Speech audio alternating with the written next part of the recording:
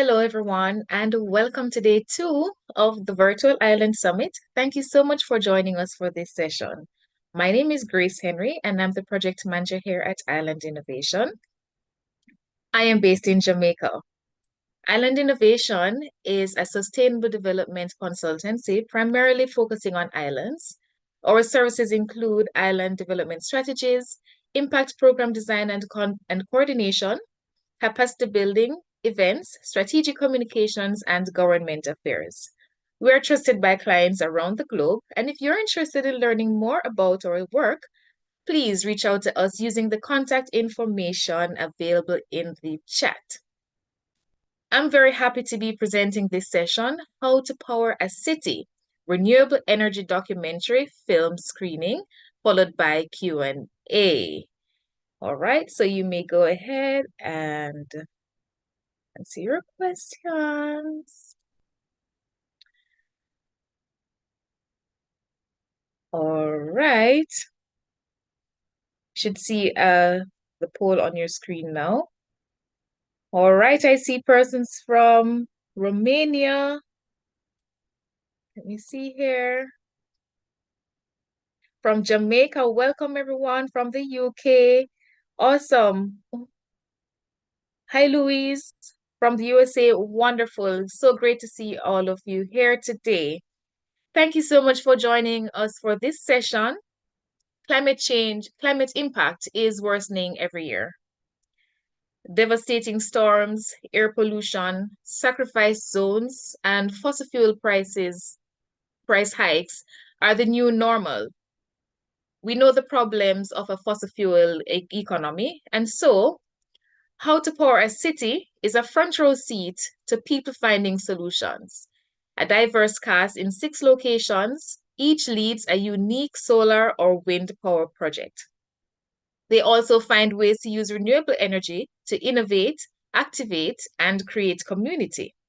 This is a journey through the world of renewable energy, creating electricity without pollution, solar for surviving hurricanes, local climate action, and finding measures of environmental justice. It has themes of science, innovation, leadership, environmental stewardship, and love of one's community. I invite you to please make use of the chat function to introduce yourself and where you're joining from, and make any comments during the session. Please make sure that you use the Q&A function for any questions that you might have. For the panelists, as we'll do our best to make sure we answer as much as possible during the Q&A part of this session. All right, the poll results are here. All right, so joining us today is 51% female, 46% male. And I can see here that Caribbean and North America are tying here for persons here from the region. There's also the Indian Ocean and Europe. Wonderful.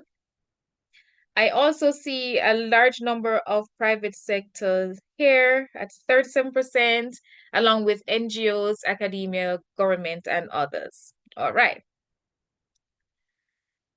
I will now hand over to Melanie LaRosa, producer at Film City. Hello, everyone. Thank you so much, Grace. There we go. Okay, I'm assuming everyone can hear me okay. It just asked me to unmute myself. I'm Melanie LaRosa. I'm the director of How to Power a City, and I'm a filmmaker and a professor, and I live in New York City. And I'll just give a really brief intro because we're going to watch a shorter, an excerpted version of the film.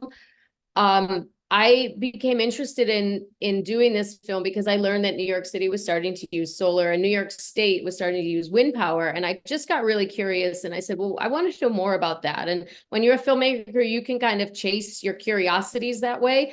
And what I learned, is through contacting people in New York City and the other locations in the film and connecting with people like Walter was how they were actually making these projects happen, often small scale, although some of the film features some much larger scale projects. And just wanting to explore how these projects worked and provide, other people who might share that curiosity that I had, but not maybe have the ability to go run around the world with a camera and, film these kinds of stories, to kind of give them that front row seat. So that's the origin of the film. What you're going to see is a 50-minute version of it. The whole film is actually 72 minutes. And after our talk and after the conference, you'll be able to access the entire film, for this audience. And I'll provide a link where you can find it. So if you want to watch the whole film or you want to share it with somebody else, you can do that as well. And Walter Meyer is here, who is in the film, and he is going to speak. We're both going to speak a little bit more about it, and we're really excited for your Q&A after the screening. Okay, I think we're going to just go to the screening, and it's 50 minutes long, and we look forward to seeing y'all back here afterwards.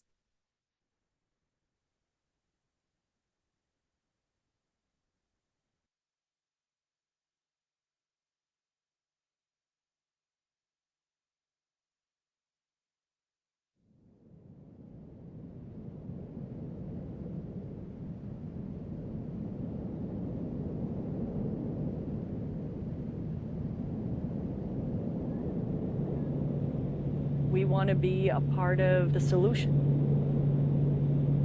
I love that line, if you sit on the lid of progress, be prepared to be blown to bits.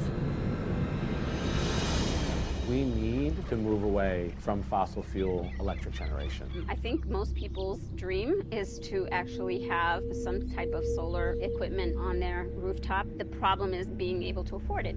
Clean energy's become politicized. It's beyond me because it's an American story. How much solar and wind and geothermal to replace these? More than we currently have, right?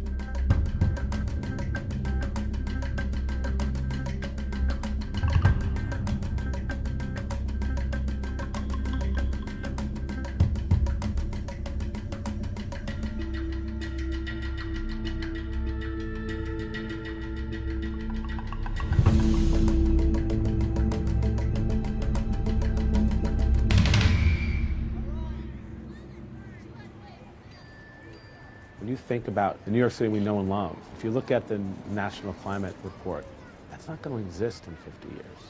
New York that we all know and love, communities will be ravaged by climate change. It'll be hotter than it's ever been. Precipitation will be more than it's ever been. We'll see sea level rise of 25 to 75 inches. These are scary outcomes.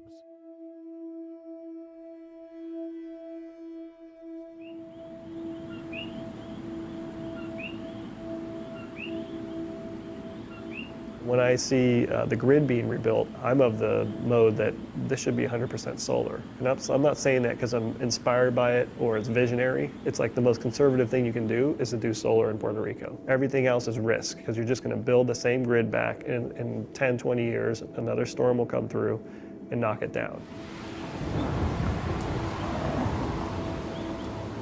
The big aha for me was when I literally saw projects that we had just finished, like an amazing, strengthen and harden the lines and make them more resilient for weather events. Those same projects, they become twigs and twine when Mother Nature moves in.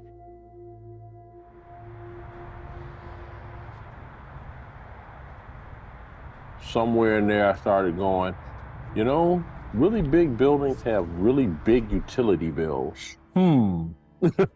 How am I going to address that? This is Parker Village, and we are on the grounds of what's going to be Highland Park and Metro Detroit's first smart neighborhood. The entire project is rooted in renewable energy, media, aquaculture, and technology.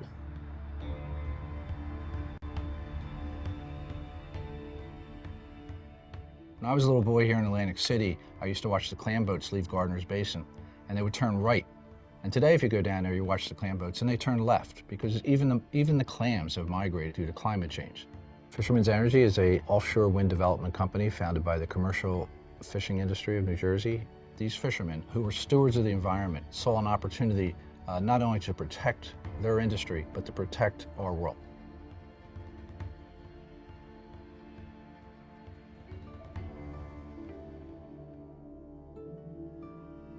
How are we able to finance that for especially the communities that have been most excluded and marginalized, that are environmental justice communities in terms of being impacted by that dirty fossil fuel generation, and yet being in the shadow of these plants, so to speak, and not being able to afford an alternative. That's what we're looking to promote, that alternative. When my husband and I came to Las Vegas from the East Coast in 1964, there were less than 100,000 people. Now we're over 2.2 million, but that has nothing to do with the 43 million visitors we get every year. We've had wonderful time with our energy partner, Nevada Energy, who's supplied the lion's share of the solar panels that made us 100% renewable energy. I think we were the second city in the entire country, if not in the entire world. It is all about how people are going to get here, stay here, live here, and be able to visit here, and not create more pollution and filth, but make sure it's a clean way of living. Believe me, you'd have to be totally brain dead not to understand this.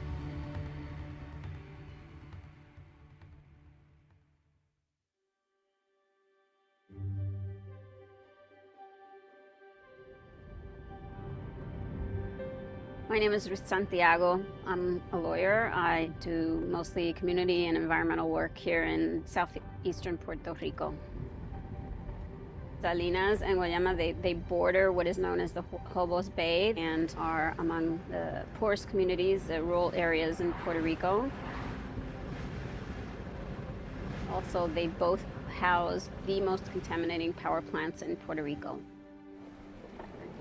Acá, un poco más abajo se ve, perdón. Y eso, ¿ves lo negro? Ese es el carbón. Lo gris que está detrás, que es más alto que el carbón y que el domo, eso son las cenizas de carbón.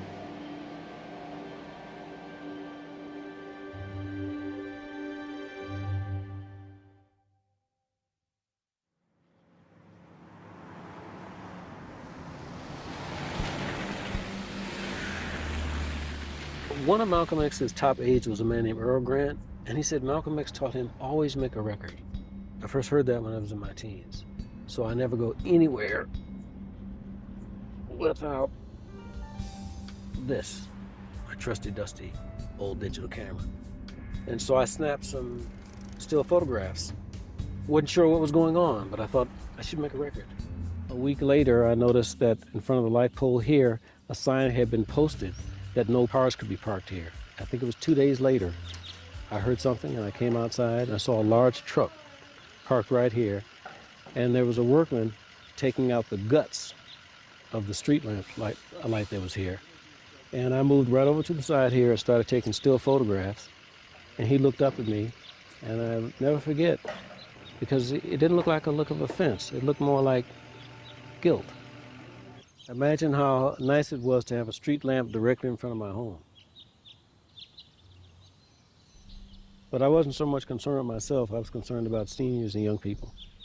About 25 or 30 years ago, unfortunately, Highland Park, which largely had homeowners, got a lot of transients.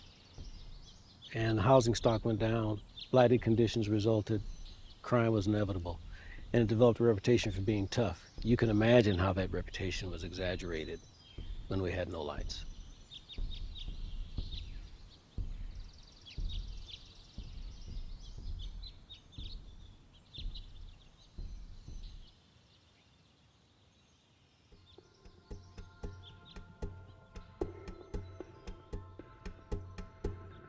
Solidarity began when the streetlights in Highland Park were repossessed in 2011, and it left the streets dark. Highland Park is in the heart of Detroit. You have to pass through it to get to downtown, to get over to the east side, and it became a very unsafe place. We ran this crowdfunding campaign that raised over $6,500 to put up the first solar-powered streetlight in Highland Park.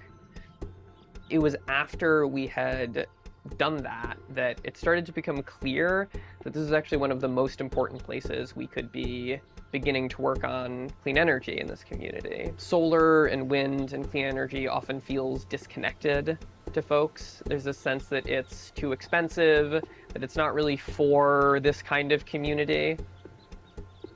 Communities like Highland Park are being totally left behind by the clean energy movement and are being told by all these larger forces that this isn't for them.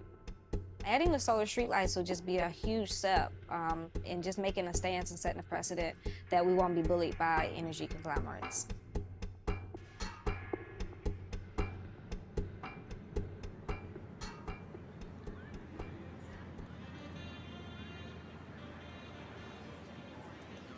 This whole thing started when we went to a community meeting because we heard they were going to put in another power plant in our area. And at that meeting, the gentleman from the company got up and said, well, there's no way for you people to stop us. We got it from the siting board. We're going to put this power plant in no matter what you do. And at that point, I turned around and I said, well, that's news to us. We were bearing the brunt of the pollution in this area. We had the highest concentrations of asthma in our schools. We had the highest throat cancers in 11105. Even though that pollution doesn't discriminate, it's killing the people across the river also. Most of the particulate matter falls here. On windowsills, after a week, you can run your hand and it's all black. We found out about this and we're saying, wow, we have all this pollution here. You're gonna put another plant here? How much could we bear? I talked to our board members and I said I'd like to organize all the civic associations and co-op boards and condo boards and homeowners associations in the area and see what we could do about this. I said, because we're taking the brunt of it right now with all the power plants in our area.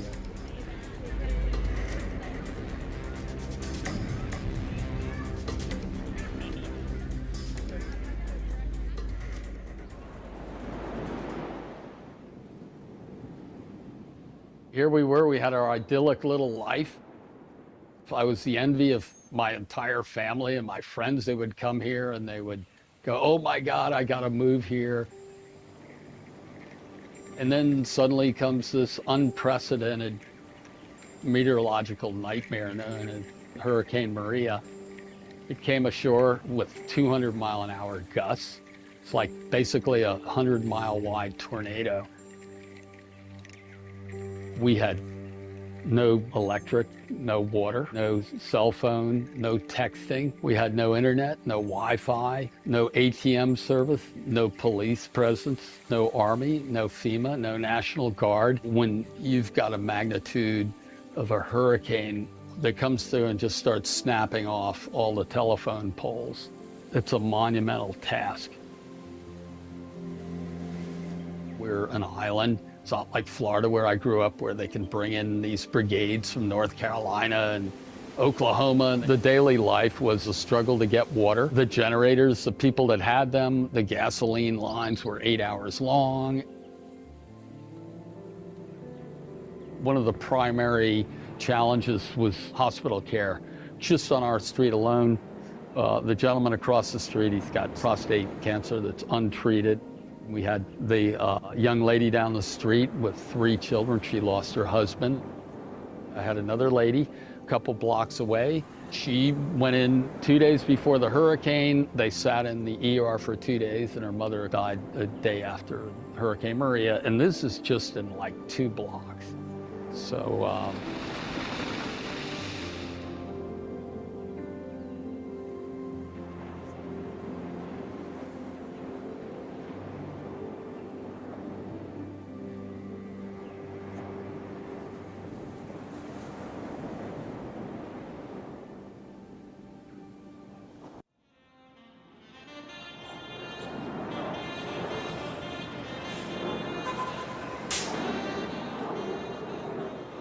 This paper is from 2008 in New York City. And, you know, to be honest, I didn't even see it at the time. I didn't realize that my family was captured in this photo about a protest against the Paletti power plant. So this is the part of Astoria where there are quite a few power plants all together. The Paletti power plant was the dirtiest plant in New York City. It was the single biggest polluter in New York City. They were supposed to shut it down by 2010. They started making noise like, well, you know, maybe we're not gonna, it's really important. So this was a rally in front of the facility where the community came together to say, no, we're not going to take this. So there are elected officials there, and then there's me and my husband and my very small child. So, I mean, it's even like on days like this, where you see the stacks and there's nothing coming out of them. There's still emissions coming out of there every day. So early in this year, when we had a rally, we made sure it was a cold day. So it would crystallize. You'd see the white smoke. So then people would realize, oh, this is what we're breathing in every day. This is the pollution that populates our neighborhood, that makes our kids sick, that increases our asthma rates. I'm excited the fact we got rid of Paletti. It was a fight that was hard fought for this neighborhood. We've finally got that decommissioned and then finally fully taken away. So it was dismantled because the challenge we always thought was that if there was an opportunity to reopen it, they were going to take it. We fought very hard with the Power Authority to make sure that it came down. All of it was taken away by barge and truck. But what we're left behind is still power plants that are adjacent to Section 8 housing, adjacent to environmental justice community, Astoria houses, Ravenswood houses, and Queensbridge houses, just a stone's throw away. We still haven't won all the fights yet. As a city, we're going to look to replace them anyway, right? We're looking for requests for information on renewable energy sources to make sure we don't have to rely on these guys anymore, that we don't have to rely on dirty power plants, whether it's natural gas that comes from the fracked evolution or from 6, 4, or 2 oil. We need to have solar. We need to be able to look out into the East River here and see how we can harness wind. We need to make sure we can utilize geothermal where it makes sense. And renewable energy is the path forward. This is our past behind us.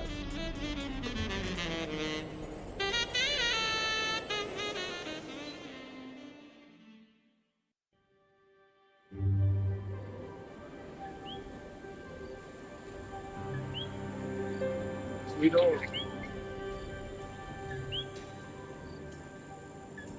Survive.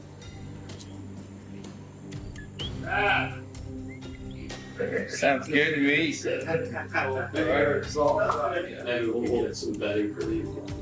Yeah, can we figure out where we're going to be? We got a couple tasks right now in the evening, right? Can I just get a broad stroke overview of how many systems we plan on installing, where they are, how we're breaking ourselves up amongst teams? I don't know if that's ever figured out. Yeah. But like, I'll give you an idea of like one sequence. Yeah.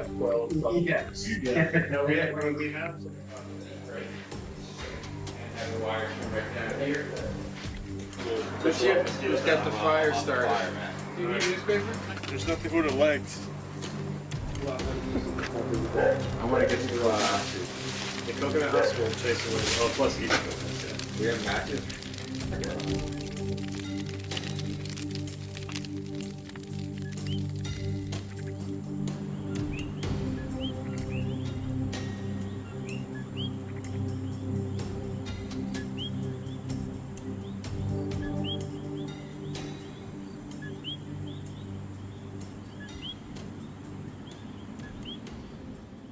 As of yesterday, they're saying we have a 70% chance of getting a flight, and that it may go out at 7 a.m. And then I found out that it didn't, so 7 a.m. passed today.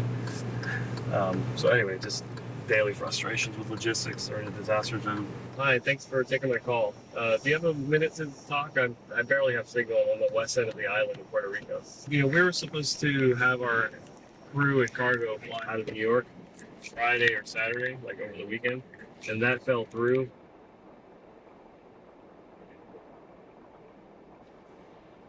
About 50,000 pounds worth of solar units. So we're working with several townships here in Puerto Rico, the isolated villages. So where we're at is trying to fly this cargo in. We got 10 solar experts on the ground and we're trying to get this cargo. It's in a warehouse in Miami now because we had a flight plan that didn't sort out as well. And so we're trying to get another plane going here. Yeah, so we've donation because we're wealthy in expertise. We're wealthy in materials. We have, probably turnkey value of raw materials around $500,000, and in the field, turnkey value might be, $3 to $5 million. But we don't have, much for capital. Beggars can't be choosers. That's why we're working with the jets that were available. Here's a cell tower.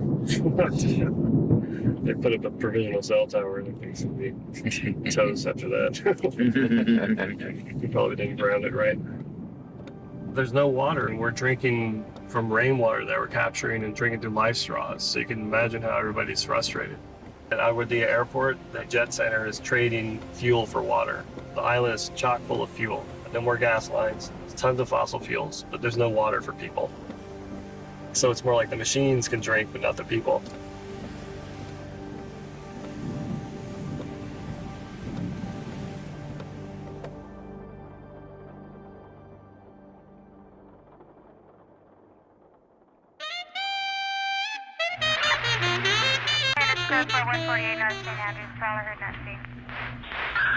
What's going on? What'd you see?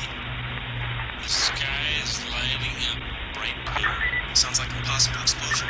Right, 10-4. So you said the RFK bridge? Something happened on the other side of Randall's Island, and I'm not sure what it is. 14 has an explosion at the Con Ed plant. You said at the Con Ed plant? LaGuardia just lost power. That is the craziest thing I've ever seen. Right in the middle of the holiday season, Astoria was rattled by a cosmic light that could be seen as far away as Jersey City. Marine Terrace, right here, the buildings shook. Everyone asked, are we safe? It's time for a greener future here in Western Queens. One where these stacks are not belching out those pollutants into our neighborhood.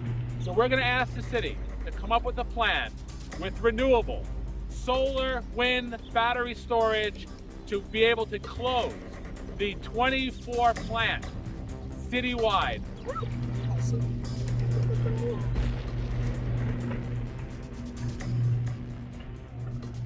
There are 80,000 kids in the city of New York with asthma.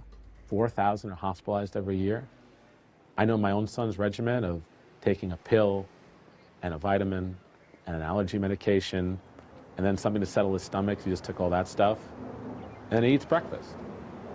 Then he'll go off and watch TV and we'll argue about breakfast and how fast he's eating it and getting dressed because he's 9, and that's what kids do. Whether he brushed his teeth, whether he washed his hands, all that fun stuff.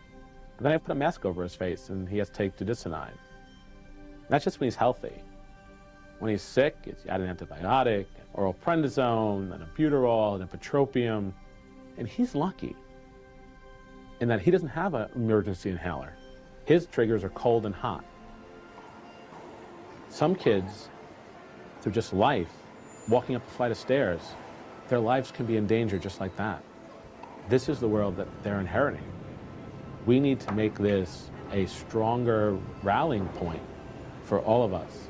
We need a greener New Deal for our city and our state and our country.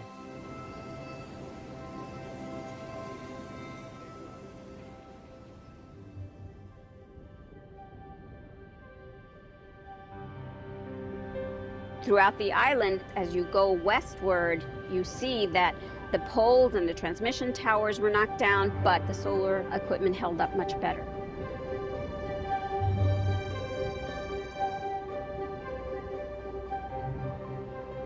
The Coqui Solar project is something that we've been working on with Junta Comunitaria del Coqui, like the Coqui Community Board.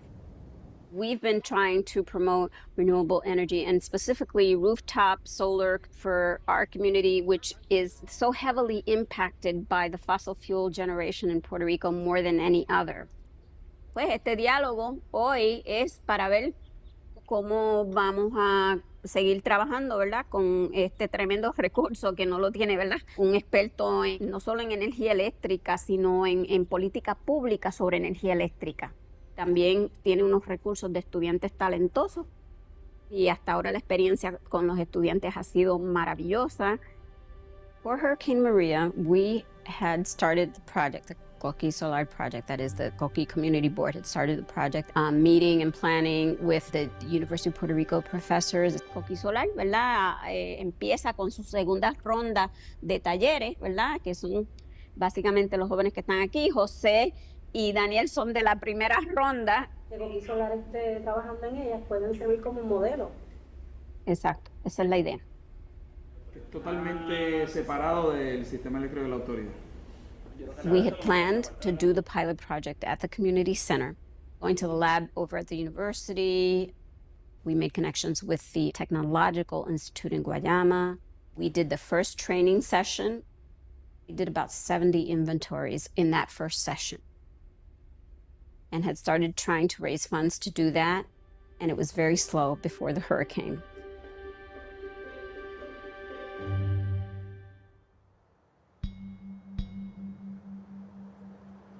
It feels fantastic. It's just like vindication for some of the naysayers. What do the naysayers say? Oh my God. It's been all kinds of, I don't even want to give it any energy. It's just been, you know, the craziest of things. A lot of unnecessary chatter instead of, hey, here's somebody trying to do something good. Maybe if I help, then we can ensure the success of it. I'm not some rich person or egotistical. I don't want to share, you know, certain things and all that kind of stuff. What I'm trying to do here in Highland Park is because of my love for Highland Park. I was born and raised here. I grew up here. My parents came here as one of the first few black families in Highland Park when it was affluent. This used to be an elementary school. Growing up here, I saw when this city was simply gorgeous. I'm not a miracle worker, I'm not God, none of that kind of stuff, so I can fail. Instead of sitting back waiting to see or hope that I fail, realize that if I am successful, this is a win for the entire city. So help me make it successful. Help me make sure that it's successful.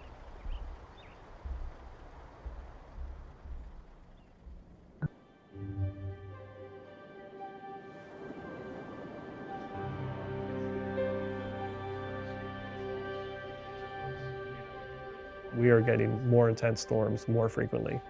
The grid creates vulnerability. We shouldn't be building a grid, but we are. Our overall program is not just trying to get power on, we're actually racing against resiliency and climate change, so it's a planetary effort. Puerto Rico is the first time that everyone in the world is looking at the scale of a state or small country. So Hurricane Maria came ashore in the southeast corner near Yabucoa and tracked over the island. Ay Bonito, Barranquitas, Orocovis, Utuado, Quebrada, and then exited here between Arecibo and Isabela. So this was a zone that looks like this that was heavily impacted by the storm.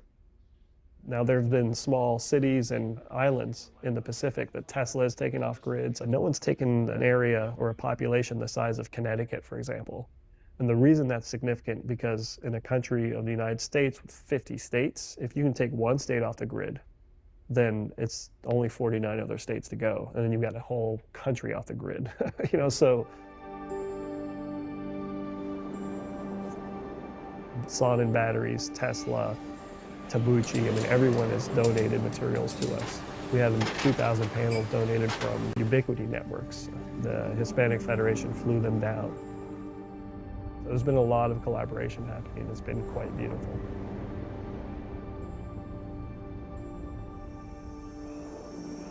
The volunteers started rolling in. They're living in tents, we're slapping mosquitoes. It was hot, there was no fan. That was sort of the beginning of it. When you have an electrical grid that is, in fact, unreliable, as it is right now, This has been magical for us. Previous to this, we were at the mercy of electrical interruption from the telephone poles outside, and these are absolutely magic. The only means of communication here, everybody would go to the bakery, and they would sit around and they would talk and trade information, and I'm from this humanitarian group, and if you need this, so there was a pooling of resources, and we quite by chance ran into Fernando. We got 2,000 solar panels that showed up in the nearby airport. We ran into a gentleman, his name was Fernando, and he was the tarmac director.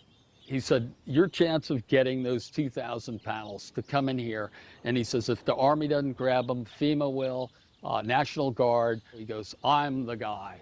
I will make sure that it's going to go into hangar number 5, and I will sit on that. And to this day, they're still sitting in there. And we have been taking those panels on brigades. Those all went to people's roofs.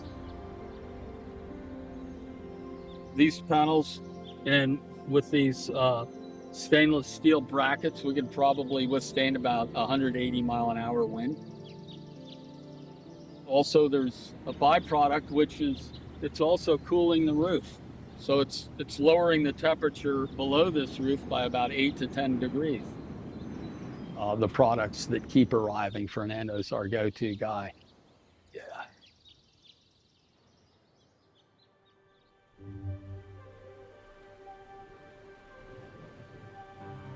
One of the places that we were able to energize was a woman-owned bakery.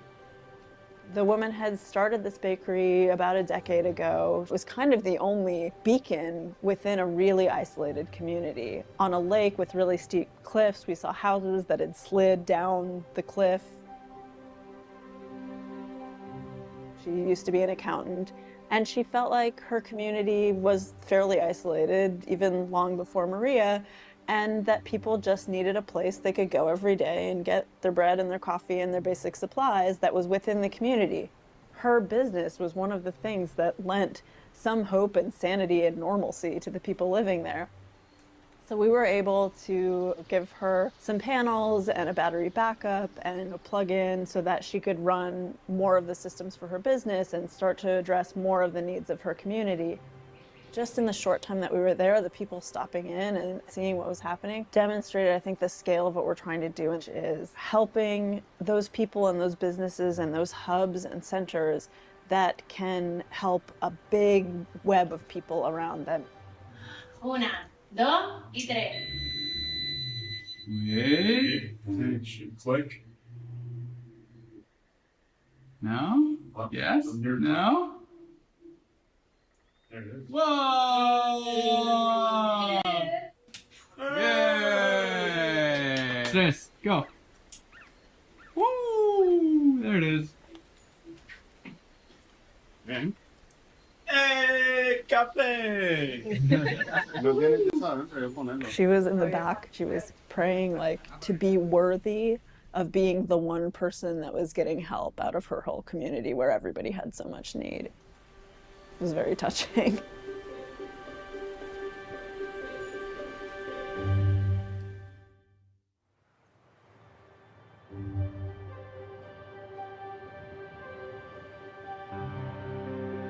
After the hurricane, of course, there was the fuel shortages. Generators were not all that helpful and actually very toxic. People started looking for options and getting into renewable energy, and especially solar panels. It's a sea change. It's absolutely different. You can tell that people are much more energy literate. They're much more aware. Very few people here have enough money to do even a solar kit without some kind of loan. From the beginning, we've been talking about financing these things through the local credit unions. They've had 2 sessions on organizing a co-op within the Coqui Solar group. The credit unions here are co-ops. That is the lender for poor people here.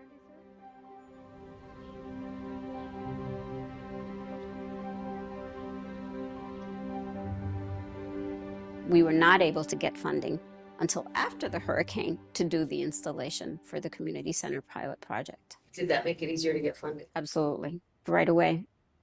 It was amazing. We didn't even ask for it. It was just someone said, we know that you're doing this, that you're planning this project. Here's the funding. In the aftermath of the hurricane, when we didn't know where to turn. My mother's a diabetic, and although insulin can be kept outside the refrigerator, but it's risky. It might get damaged, and she might take something that's not good for her. It feels very much better. Lots of people need oxygen, medical equipment, and medications that need to be kept refrigerated. So many people have a sense of relief in the community that there's a place where they can go and have at least some energy.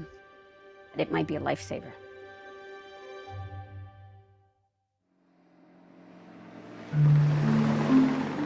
Sometimes when you hear about a place or read about a place, you only have a certain amount of time to tell the story.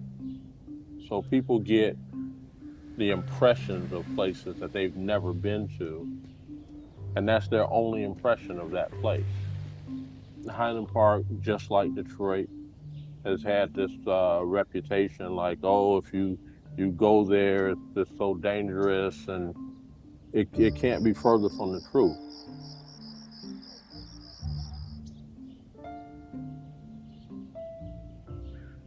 I do want to thank everybody for coming out and allowing us to utilize you for this knocking the bugs out of our system and creating the very first Energy Sustainability and Tech Fair here in Highland Park.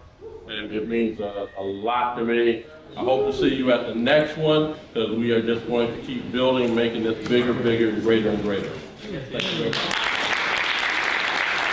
If we can solve the problem of streetlights with clean energy that is owned by the community, that creates a really powerful story. It solves an immediate need, and it builds the foundation to talk about what does a city going 100% clean energy look like. People see it as like, wow, I have solar panels on my house now. To say that you have free energy means that they're part of this green movement now. They got a little piece of it. But I would definitely be satisfied if we could just make Highland Park a model city for being 100% clean solar.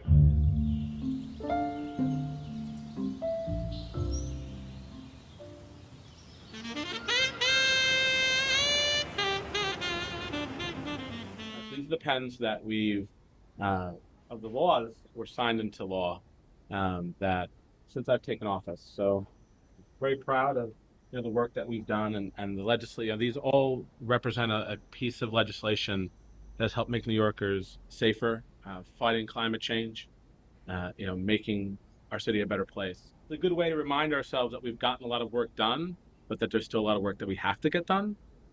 I always use we as the council, but these are bills that I introduced. I never want to take full credit. Rikers Island should be closed for a myriad of social justice issues. We know that the isolation of that island has created so much injustice for so many communities.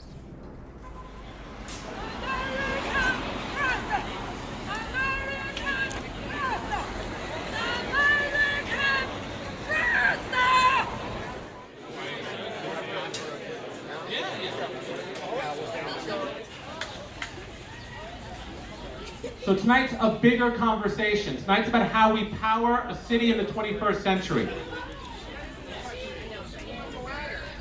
To think about how we could close a wastewater treatment plant in Astoria, in College Point, in the South Bronx.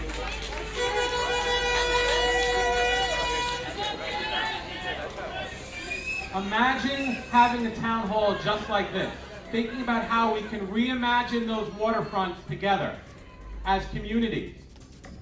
Rikers can be the seed for all of that to grow. Good evening, everyone. Good evening. All right, so my name is Costa Constantinides. I am the...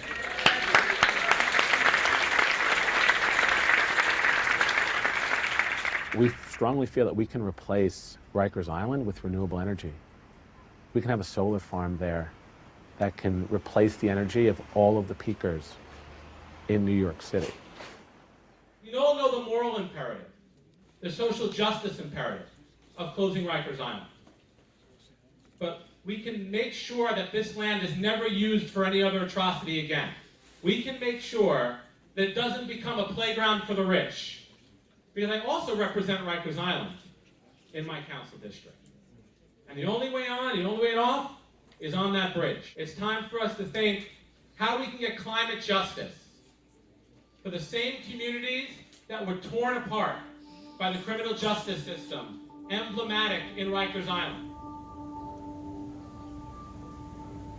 Renewable Rikers is a plan to turn Rikers Island into a hub of sustainable energy. We're going to take about 100 acres of the island and put solar panels on it. And the good thing about the island is that it is above the 500-year flood level. So even as the plants all around New York are going to be inundated, Rikers Island isn't going to be. So it's a great place to locate this kind of facility. We're going to also pair that with battery storage because solar energy needs battery storage because the sun isn't shining 24/7. We're transforming the island from its role in incarceration and putting people in jail into something positive. And we're going to connect that with removing old, dirty peaker plants from the communities that were most affected by incarceration on Rikers Island as a kind of restorative justice for those communities. Closing Rikers will not only create a social justice revolution, but it would create an environmental justice revolution in the city of New York by allowing us to take that land and turn it into a real benefit to a cleaner grid and a betterment of neighborhoods. Hi, my name's Alejandro. And I'm Nicole. And we're from Solar Libre. That's pretty cool.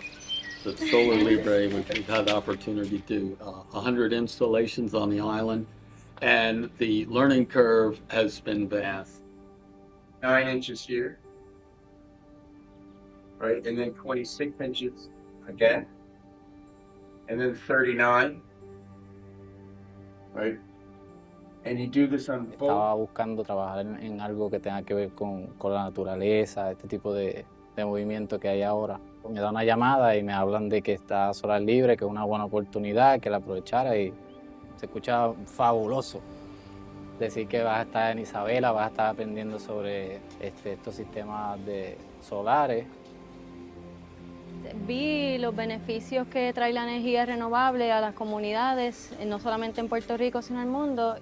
Padres tenían un sistema de energía solar, lo tenían desde antes del huracán María, y pues no vi ningún sufrimiento o necesidad amplia después de esa emergencia. Yo creo que aquí en Puerto Rico lo que nos hace falta es más educación. Quizás las personas son un poco ajenas a cómo funcionan los equipos solares y a la inversión inicial quizás dicen, no, eso es muy caro. Pero en realidad si uno los educa y ¿verdad? Y entienden por completo cómo es que funciona y el beneficio que les trae a ellos y al país como tal, yo creo que eventualmente todo el mundo va a preferir la energía renovable. No necesariamente solar, sino también podría ser eólica. Hay otras opciones. The one in the middle is our charge. This is the charge controller. This is a 100 amp charge controller. What that does, it provides and distributes the charge from the modules over to the batteries and to the inverter itself. That is basically what tells the battery. This is what tells the inverter, okay, this is how much power the batteries are going to need. Tuvimos muchos meses sin energía, debido a eso muchas personas murieron o tuvieron percances en cuestiones de salud si es que necesitaban algunos equipos médicos. También pues hubieron muchos asaltos y cuestiones de vandalismo y vi que era una muy buena alternativa para presentar eso a todas las personas en Puerto Rico. Hey, that's great. Look at this, guys. That looks really sweet, huh?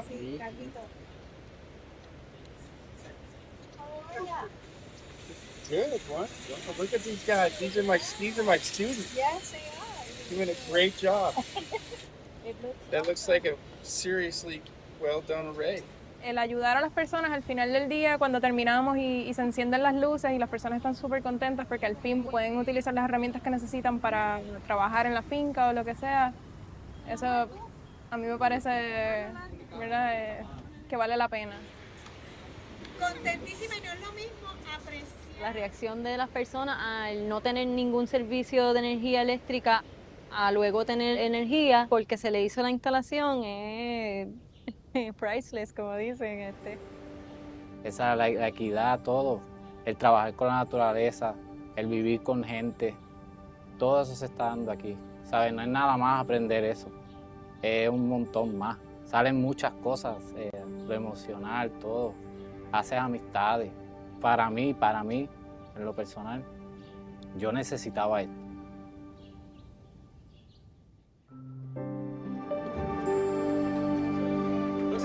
You know what? Let's spread I just want to make my pitch for maintaining optimism in the face of global climate change.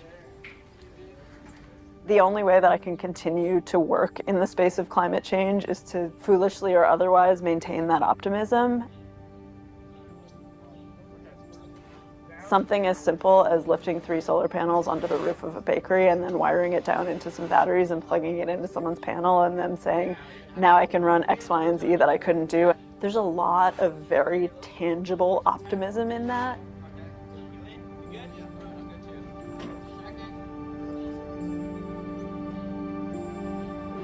We are the only hospital open 24/7 in this area. As long as the grid is unstable, we'll be generating power for the emergency room component of the hospital. This is not big enough to run the entire hospital, but at least the emergency room will always be stable, more so than a gas generator, a fuel generator, or than the grid, which has been up and down. I think, holding on to that optimism is a necessary objective for anyone who's working in the space of climate change, because once it gets to be just pure gloom and doom, then we all just throw up our hands and say, oh, too bad, there's nothing I can do. And that stops our progress.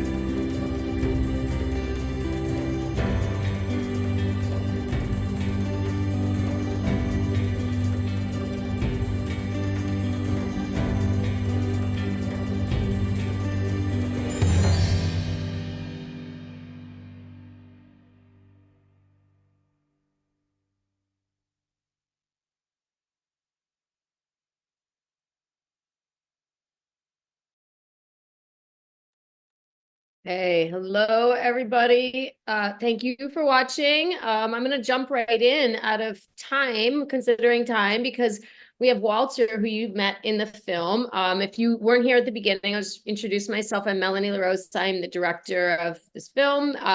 Spent quite a few years running all over the place, making it and finding these stories and gathering them together. And people were so generous and thoughtful in sharing their time and experience, people like Walter, who are really on these front lines and finding ways to make these projects happen.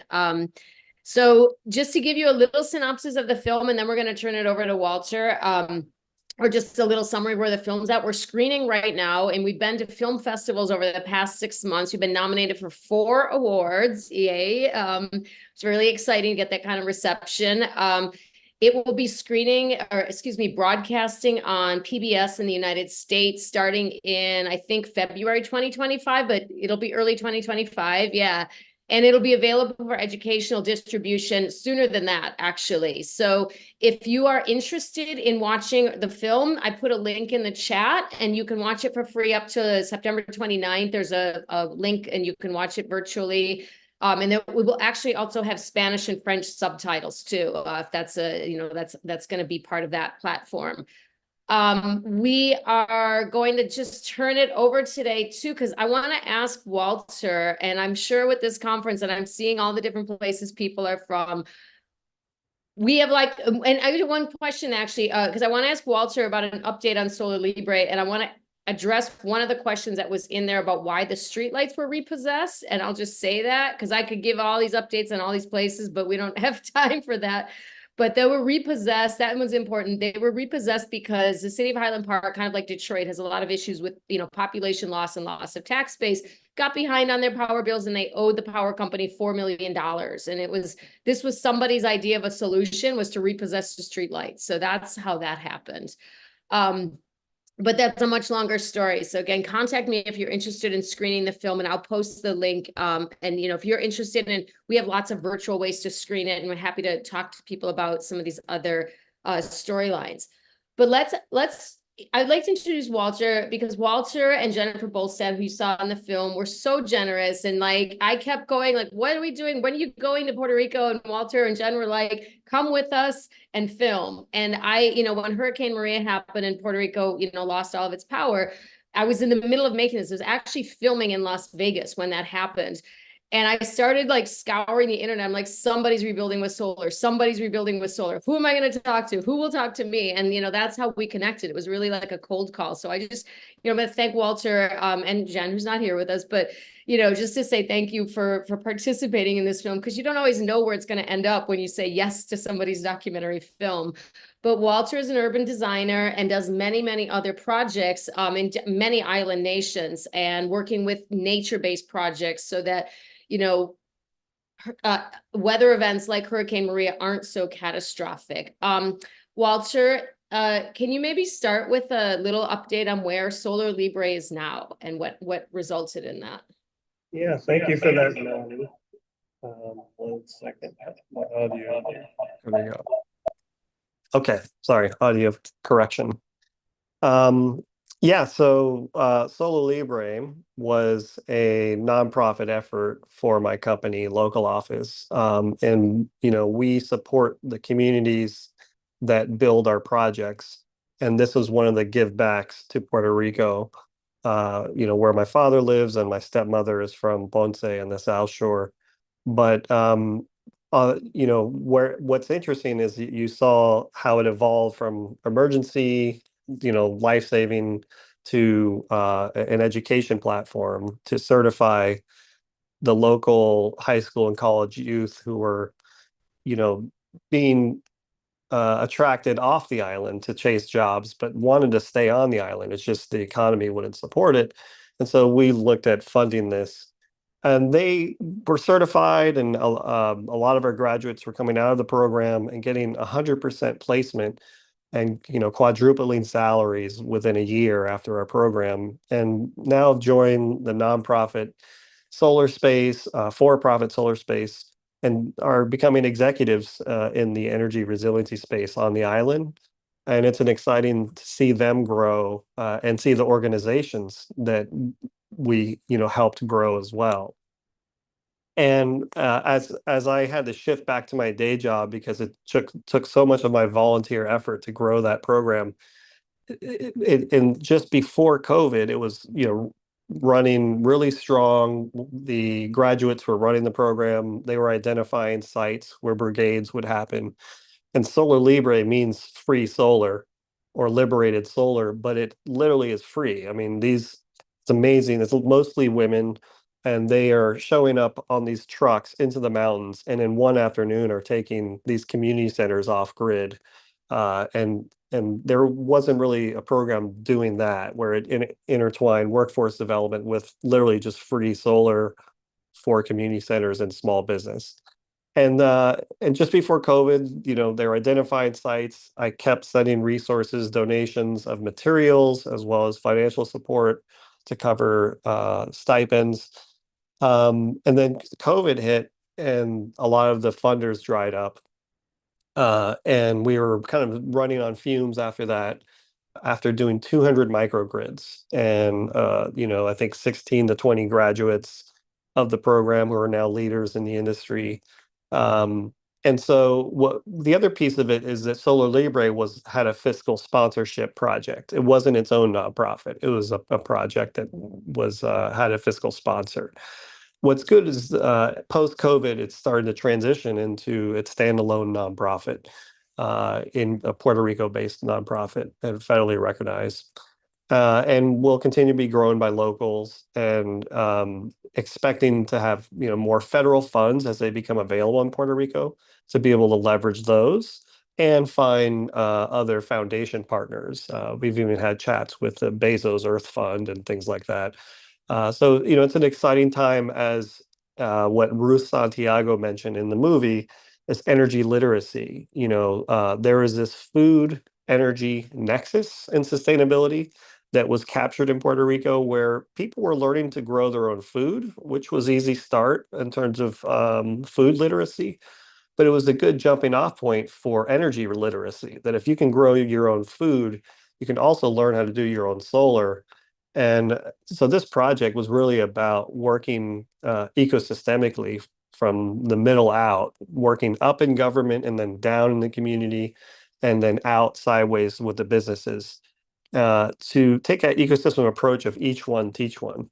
And so, as you know, I'm a professor at Stanford University. I run my firm local office that's in New York City, but I am a Miami native, and a lot of my roots are in the islands. I have an indigenous ancestry with the Chibcha First Nation, which went from Northern Andes, Colombia, what is Colombia today, to northern Costa Rica. Was all one nation before these nations existed.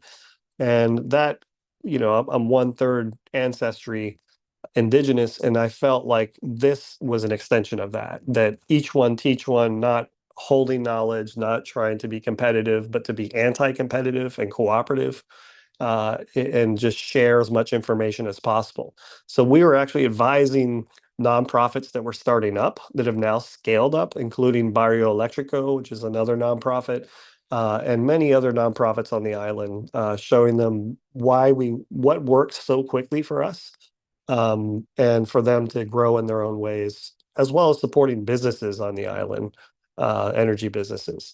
So, that's the future of Solar Libre. It will be part federal, it'll be its own nonprofit, and also looking for foundation partners to help scale us long term. But the old program just needed constant inflow of capital.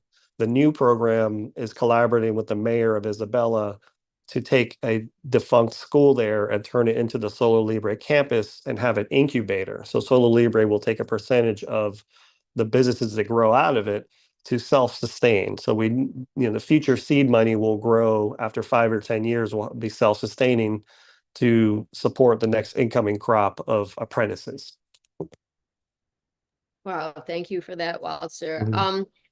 One thing I realized as I was making this in all these locations was the enormous amount of patience it takes for these projects. As you're saying, the kind of ebb and flow with Solar Libre, and the pandemic obviously had a huge impact, but now it's coming back. And I think especially the Highland Park Detroit storyline has sort of a similar, they really ebb and flow as resources are available. But I also was really struck through the making of this film with how malleable our cities are and how they really can be changed. And even though I'm in New York City, which by the way is an island, and I'm a Michigan native, my parents are from Detroit. So that storyline was really close to home for me because Detroit has seen a lot of ebb and flow, but New York City is also several islands, right?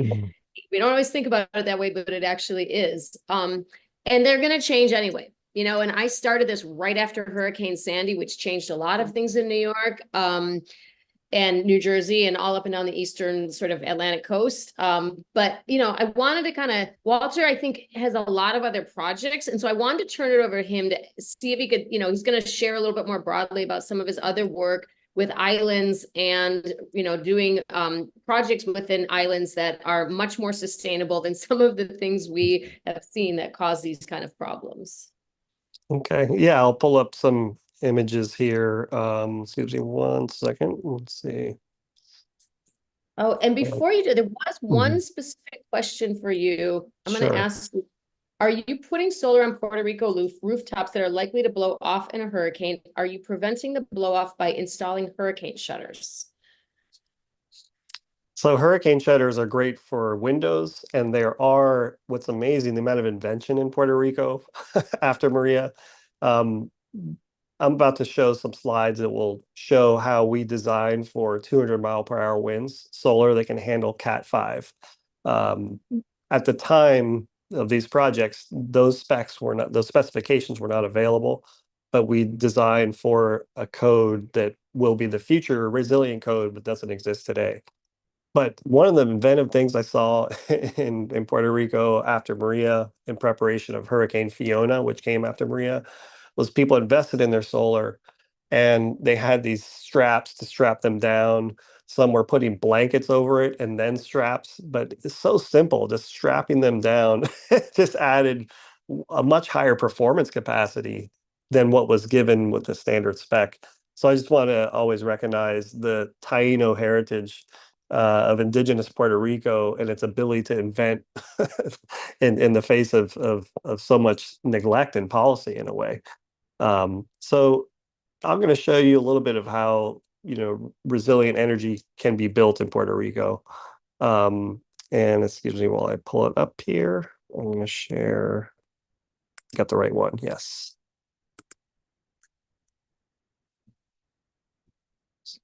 A few more seconds to get it up. And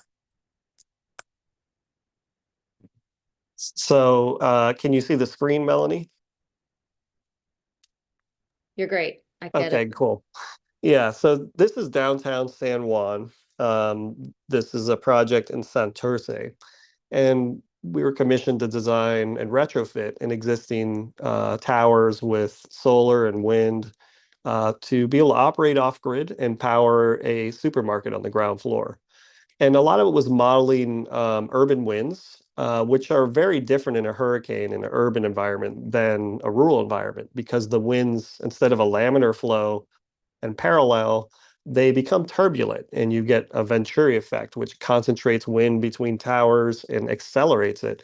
And so it's much more complex and chaotic in cities, and it's harder to design for because you're not getting linear flow of wind. You're getting uplift and differential uplift and pushing on one corner and lifting on another, and it's really hard. But what we designed for was all hazards. That is fireproof, you know, heavy rainproof, saltproof, earthquake proof. And this is 9 stories up in the air in Santurce neighborhood of San Juan. And we worked with the existing architect who designed the buildings to make the solar look like it's part of the building. That is, it followed the lines of force in the building and the parti system and the proportion system of the building. So it's as much a design challenge visually as it was a resiliency challenge in terms of longevity. And what was unique is we bolted the solar panels directly to the joists. Normally you would put these on racks and other things, but the racking at the time was rated for 120-mile-per-hour winds. So we had to, you know, put the racking aside and bolt directly. It was more labor intensive, but here is the metrics what I call the metrics of imperfection from Hurricane Maria. This project, 0.5 megawatt of solar. Also, at the time, the solar panels could operate independently of each other, kind of a mesh. Think of it like the old Christmas tree lights, where in the 80s, if you lost one bulb, the whole Christmas tree was gone. But the newer Christmas tree lights, you can lose one bulb and it still works.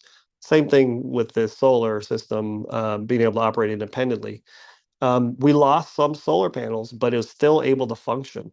And the ones we lost weren't much, but they were lost because of human error during installation. Because we're bolting directly, we found out that some of the bolts were done with an impact wrench and they were over torqued or under torqued instead of by hand or with a simple um, wrench that can measure the PSI or the torque, torque wrench. And so a lot of the bolts were broken. So this is from the field. We do our own post storm analysis to see where there's room for improvement, because resiliency, a perfect 100% resiliency is a utopian ideal. It may not be approachable, but we can get close to it. And what we learned is, for the east end of the island, the solar farms that were impacted, they lost 31% or nearly a third of their solar. And that was sort of the standard in this zone of the island where the hurricane was in, the eye of the storm was in full force. But compare that to our system, it was 92% intact. So only 8% were lost. And we broke that down quantitatively. 2% were lost from solar modules just flying off like frisbees, mostly because of that human error of, not bolting down correctly, and bolt shearing of bolts. And the other 6% of that 8% were lost from projectiles. And we designed this solar system to withstand some projectiles because it's flatter than a normal solar system. So we gave up some efficiency, but we gained a lot of resiliency. So it was balancing sustainability, which is an optimized solar system, with a flatter, less efficient, but more resilient solar system. And so that's something to think about. And so that's how you design, for Cat 5 storms. And you fast forward, this is pre-Maria, and you fast forward to now, and these are becoming standards. And Rocky Mountain Institute, RMI, has really published how you can design for this. So it's now conventional knowledge. The challenge will be, how do we transfer this from Puerto Rico to other places that are starting to get these types of winds, such as New York City? Now, I want to talk about some of the work we do beyond energy resiliency, looking at coastal resiliency, water resiliency, food justice. And back in 2006, so a very long time ago, there weren't a lot of adaptation or climate resiliency projects of an entire city. So we took it upon ourselves to work with the governor of Puerto Rico, the mayor of Mayagüez, the third largest city, and the Central American Games, who helped fund this, to take the city of Mayagüez and kind of erase the errors of the Industrial Revolution on the shoreline. That is, they had industrial tuna canning factories, and it was truly an industrial shore. And on the right side, you see a lot of these stormwater pipes that were leaching pollution into the bay. And you'd think of the Caribbean as clear water, but here we are in the Caribbean, and the water was opaque. It looked a lot like New York City, Hudson River, and there weren't a lot of fish. But this was 2006, and if you keep in mind that pipe as I go through these slides, because our goal was to kind of centering my own indigenous thinking, how can cities be informed by nature? Because we treat Pachamama in our design work, that is Mother Earth, as inseparable from humans. It has its human rights and earth rights are equal. And so we have to design our cities to accept nature in an inseparable way, not to be like nature. It's that we are nature and we have to govern ourselves as such. And so reshaping a city means looking at the forensic ecology. That is, what is the ancient ecology of the place before it was a city, and how did it function? And how do we bring those functions back? In this case, the slide on the right in the bottom corner showed those pipes, took these ancient creeks and stuffed them into a pipe. But we study some of these ancient creeks in their living environment adjacent to the city and inform how we can redesign the city. And if you notice, those ancient creeks would not touch the ocean. The curve of the river of fresh water had natural nutrients from the forest that were toxic for the reef. And so the sand dune, the beach between the fresh water and the salt water, operated as a filter, kind of nature's check valve, nature's filter. So we brought that system back into the city in redesigning Mayaguez waterfront. And that involved, designing the roadbeds, the plazas, the dunes, the wetlands, and the coastal forests that not only bring ecosystem services for biodiversity and fight extinction, but also help remove pollution out of the stormwater that was coming from those pipes. And so the dune system was designed much like the ancient system that the indigenous may have coexisted with, but with modern technology, new soil systems and new topographies, and using the roots to anchor the dune. And the base of the dune doubled as a sand polishing system to remove a lot of that pollution. And we work with the Department of Natural Resources, Departamento de Recursos Naturales, to do what on the books was technically illegal, to go on the coastline and build new habitat. While it's a good thing to do, was it had to be a pilot model to show that the feds had EPA guidelines that we can transfer into the local jurisdiction. And this project became a pilot for what other cities can do all over the Caribbean, including porous paving systems that double as stormwater filtration for paving, and that overflow parking lots for these big games that happen out here, baseball games and sports, can not always be asphalt. They can be other things that support farmers markets and children's play areas when there is not cars and overflow parking. And being such a large project, 2 kilometers long, $55 million budget, we redesigned this entire park to be an extension of the city. So when it was near an elementary school, you had, a part of the park that's designed for that age group. And as the project got near high school, it was designed for those age groups. But most importantly, it had hard infrastructure like the seawall that was protected by living infrastructure, by dunes and wetlands and the roots of these reeds that you see here. And we had a plaza that's an extension of the colonial street that once connected, and the Spanish galleons would anchor here. And we restored the city's connection to the sea. Before, there was vacant lots and derelict.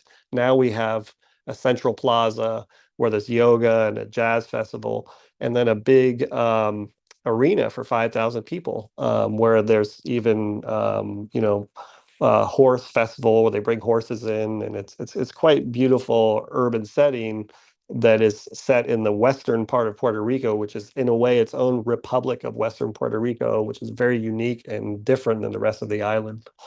But the project was opened up in 2009, and it's in anticipation of the 2010 Central American Games. And the goal was to heal Mayaguez Bay. And then the image on the left was before the project opened up. And the image on the right is after the grow-in period was finished. So after we designed it and the plants grew for 3 years and the roots connected to each other, they call it the grow-in period. And the wetlands are functioning as expected. And you can see that here, the pipe, it now goes, the dirtier water, then the cleaner water, and then final polishing, what's called advanced polishing through the sand dunes. Now you can see the bay bottom and you can just see the water clarity. This is not a rainy day, a clear day. And here you have a clear day on the left, before and after. And just that anecdote was effective. But that project started to inform a lot of the designs in New York City, and we started to bring the Mayaguez model to New York City and bring dunes into the conversation in New York City, and working with the Obama administration on incorporating natural infrastructure in federal decision making to build parity with pumps and pipes and the old gray infrastructure with living systems. And just now, this is the Obama administration, just now in their Biden administration, FEMA has now acknowledged and requires natural infrastructure and living shorelines to be calculated in the BCA, the benefit cost analysis, and build parity between nature and the hard infrastructure. But you remember that pipe I told you to recall from that slide? That pipe was clipped inboard, so more upland, so that the pollution can flow through new mangroves. So this is a black mangrove with oysters, and this is a salt grass that all polishes the pollution out, and it gets settled through this bed. And within 72 hours, the water goes from this polluted environment to a completely polished environment, and then leaches through the sand dunes out to the ocean. And that's the sustainability story. But here's the resiliency story, right? Is after Hurricane Maria, we went back to the park to document how it performed, just like we documented the solar system, that if you work with nature, it offers metrics of imperfection, how we can improve and fast fail and own our mistakes and share them out with others the same way the medical industry does. When someone is injured or dies on an operating table, doctors get together and share the mistakes made for every other doctor to not repeat them. So some things we learned, and this is a photograph after Maria, is that the sacrificial systems like the wooden rails, they collapse as expected because we had 30-foot waves, 6-foot surge. Maria was catastrophic, and Fiona on the west side of the island, the next hurricane 5 years later, was even more intense. But we learned that 32 businesses, some journalists went down with Progressive Architecture, an architectural journal, and we learned that 32 businesses were protected by this system, and that the surge during the hurricane was reduced. And after the storm passed, there was the heaviest rain event in Puerto Rico's history, where the mountain released all this flood water down the streets towards this beach. And so the streets became rivers. So after the surge, you had all of a sudden this torrent of rivers. And the wetlands were so large that they're able to absorb that surge from the mountains, from the rainwater. And the existing businesses that were there before the park were protected after the park, both from that intense rain event and from the surge. But it wasn't perfect, and here's the metrics of imperfection. We lost 9% of the coastal forest that we planted. So it was 91% intact. We had minor damage to the railing and lighting, which were kind of sacrificial systems, but no loss of drainage through the bones of the project. That is the phytoremediation wetlands that polished the phyto meaning plants and remediation meaning the ability to remove pollution. They continue to function even after the storm. And it only took 2 weeks of debris cleanup with a municipal budget. That is, the city of Mayaguez and the Parks Department came with 15 people for 2 weeks and cleaned up 2 kilometers of coastline. And we compare that to the shore next to us where there was no park, where there was an Army Corps sheet pile wall. And it took 6 months to recover that section of the Mayaguez shore, and it took a federal budget. And some of those businesses never came back. So it's the tale of 2 shores through operation and maintenance, that when you have a nature-based approach that decentralized risk as multi-layered, it can be locally recovered after these disasters versus waiting for bureaucracy and big money to come to solve this concentrated risk of a singular investment in a sheet pile wall, right? And so while there's imperfection, yeah. Sorry, can I interrupt you? Sorry, because we got the 5-minute warning, so we're Okay, getting. cool. I'll stop there. Yeah. Yeah. Sorry, because there's some questions and I wanted to get to them in our last 5 minutes. Yeah. And there was one that said, Melanie, you mentioned patience required for this work. From a climate perspective, we don't have the time to be patient. Any advice or learnings from the communities you filmed or other experience about how to scale this work and speed it up given the urgency? Yeah.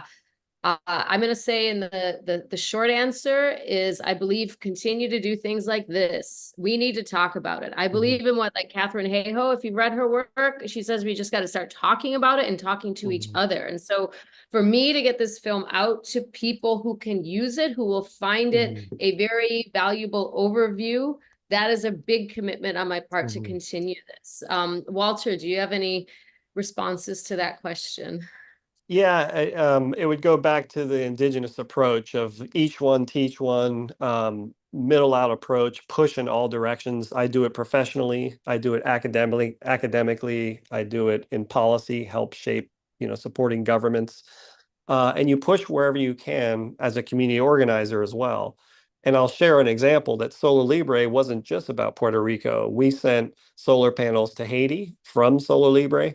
We work with the president of Dominica, who's also indigenous, Silvani Burton, and she's from Kalinago territory in Dominica, and she's now president of Dominica. And we sent her and the chief Abo, Nichi Abo from Kalinago, solar panels to support Dominica. And so wherever you go, we have to push wherever you can. And it's based on responsibility or the ability to respond. And some of us have different superpowers and different weaknesses, and we all work together as a community to overcome both of those. Yeah, there's so many questions here, and I don't think we're going to have the time to get to them, but I'm going to put my email in the chat, and you're all welcome to get in touch with me if you're interested in film screenings. And Walter, can I share your email as well? Yeah. It's walter@localdesign.com. Yeah, and please feel free to contact either of us. There's just so much to say here, but I think we're going to wrap up because I think the clock is governing us all at the moment. Okay. Thank you so much, Walter. Thank you.